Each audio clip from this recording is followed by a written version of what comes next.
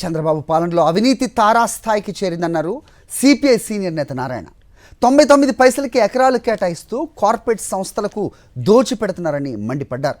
కూటమి ఎమ్మెల్యేలు అచ్చోసిన ఆంబోతుల్లా అవినీతికి పాల్పడుతున్నారన్నారు. ఇసుక, ఇటుక, మట్టి, కొండల్ని పిండి చేస్తున్నారని ఆరోపించారు.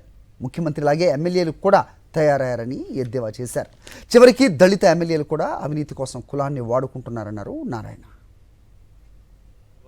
అధికారం కూడా అంత కార్పొరేట్ సెక్టార్స్కి మేలు జరుగుతూ ఉన్నాయి.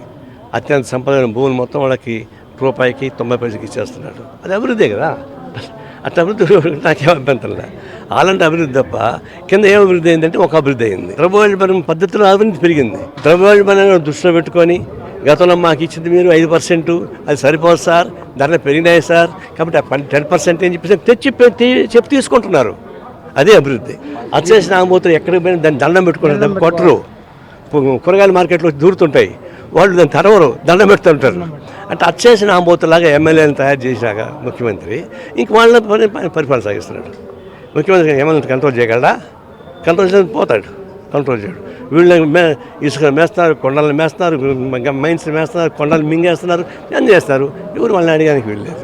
అంటే ఒక ద్వంద్వ పాలన సాగుతూ ఉంది. రాజకీయ పాలన పైన అవినీతి పాలన కింద నడుస్తూ ఉంది. దానికి రాజు మెత్తగా ఉంటే రౌతు ఎట్లుంటాడు? చంద్రబాబు నాయుడు లాంటి వాళ్ళు గట్టిగా ఉంటే హుంకరిస్తున్నాడు, కానీ కింద కంట్రోల్ చేయగలరా? ఇప్పుడు ఎస్సీస్ ఒక ఇది వస్తూ ఉంది.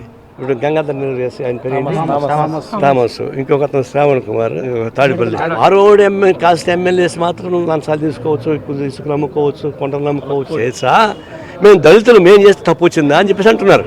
అంటే ఇప్పుడు దళిత రైట్స్ కూడా వచ్చాయి. అవినీతిని ఏం మీద కులాలను ఉపయోగించుకుంటున్నారు. ఈ అవినీతిని మేము కూడా హక్కు ఉంది మాకు. వాళ్ళతో on par with forward MLAs మాకు హక్కు ఉంది. గుర్తించాలని చంద్రబాబు అల్టిమేట్ ఇచ్చాడు. ఏం చేస్తారు చూద్దాం.